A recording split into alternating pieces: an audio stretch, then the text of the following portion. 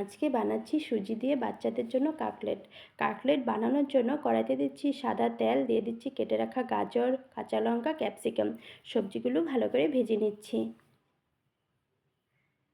সবজিগুলো সিদ্ধ হওয়ার জন্য দিয়ে দিচ্ছি জল দিয়ে ভালো করে সবজিগুলো সিদ্ধ করে নিব। এখন দিয়ে দিচ্ছি স্বাদ মতো নুন, শুকনো লঙ্কার গুঁড়ো, ভাজা মশলা, দিয়ে দিচ্ছি ধনেপাতা কুচি। সবজি সিদ্ধ হয়ে গেছে, দিয়ে দিচ্ছি সুজি দিয়ে ভালো করে মিশিয়ে নিচ্ছি।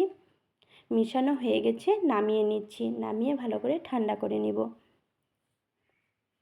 ঠান্ডা হয়ে গেছে, এখন বানিয়ে নিচ্ছি কাটলেট।